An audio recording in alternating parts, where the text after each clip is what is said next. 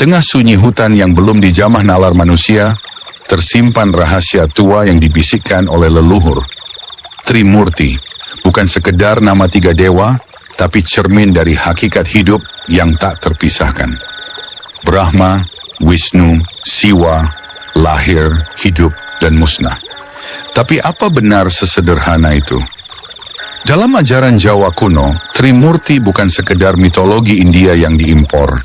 Ia melebur dengan kesadaran lokal menjadi tiga aspek dari satu gusti. Brahma adalah cipta, kekuatan awal yang memunculkan segala dari ketiadaan. Ia bukan dewa berjanggut merah, tapi kekuatan di balik ide, keinginan, kelahiran. Wisnu adalah rasa, penjaga harmoni. Ia ada dalam detak jantung, dalam kasih seorang ibu, dalam keteraturan alam. Siwa adalah karsa, pembubar segala ilusi. Ia datang saat ego runtuh, saat dunia dirobohkan, untuk membuka jalan pulang. Cipta, rasa, karsa, inilah Trimurti dalam tubuh manusia Jawa. Dalam ajaran esoterik Jawa, Trimurti bukan entitas di langit, tapi kekuatan dalam diri. Brahma ada di ubun-ubun, pusat kemunculan pikiran dan kehendak. Wisnu bersemayam di dada, pusat rasa, cinta, dan welas asih. Siwa berdiam di pusar, titik api yang menghancurkan ilusi diri dan membangkitkan kesadaran sejati. Trimurti hidup dalam diri setiap manusia, tapi manusia terlalu sibuk mencari dewa di luar, hingga lupa bahwa surga dan neraka berada di dalam dada. Trimurti bukan hanya tentang dewa-dewa, tapi tentang siklus abadi kehidupan. Saat kita lahir dan memulai, itu Brahma yang bekerja. Saat kita menjaga, mencintai, dan merawat, itu Wisnu. Saat kita kehilangan, gagal, atau mati, itu Siwa yang datang. Tapi semua itu bukan kutukan. Kematian bukan akhir. Justru Siwa membebaskan. Tanpa Siwa, kita akan terus terjebak dalam ilusi kehidupan. Siwa bukan penghancur, tapi pintu pulang. Konsep Trimurti tidak hanya milik Hindu atau Jawa. Ia hidup dalam banyak wajah. Dalam Kristen ada Tritunggal, Bapa, Pencipta, Anak, Penjaga, Roh Kudus, transformasi. Dalam Islam ada Asmaul Husna yang membagi Tuhan sebagai yang mencipta, Al-Khaliq, memelihara, Ar-Rahman, dan membinasakan Al-Mumit.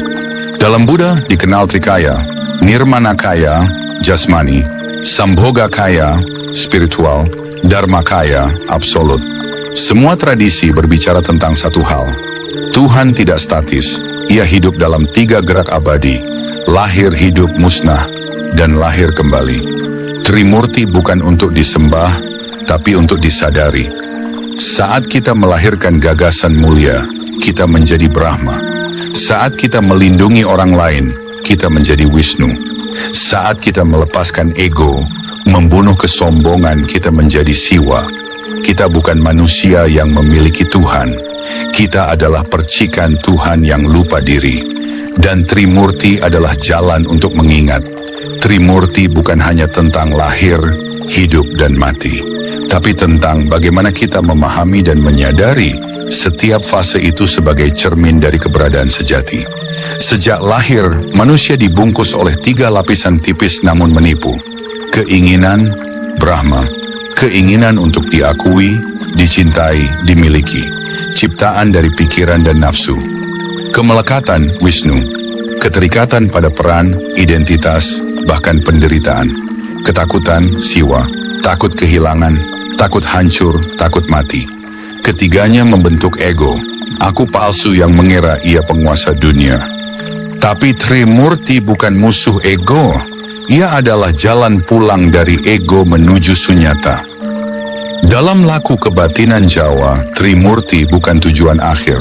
Ia adalah pintu masuk menuju kesatuan mutlak, Sang Hyang Tunggal.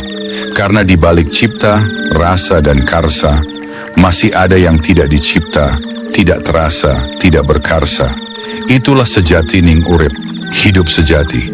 Di titik ini, bahkan Brahma, Wisnu, dan Siwa lenyap. Yang tersisa hanyalah aku sejati.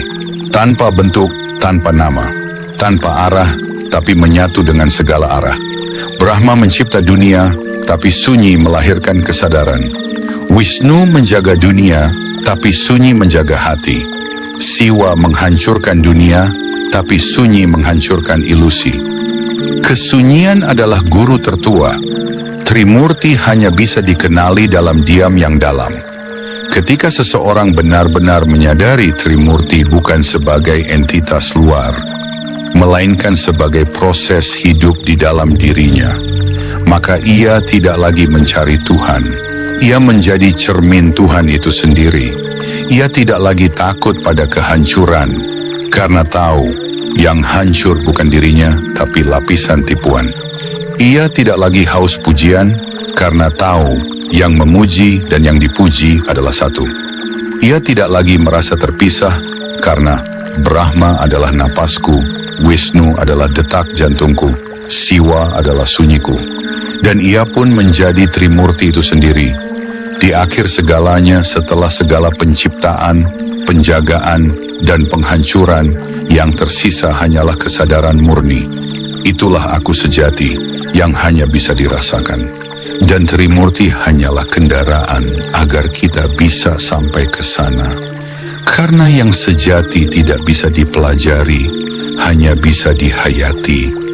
Dan Trimurti adalah petunjuk arah pulang.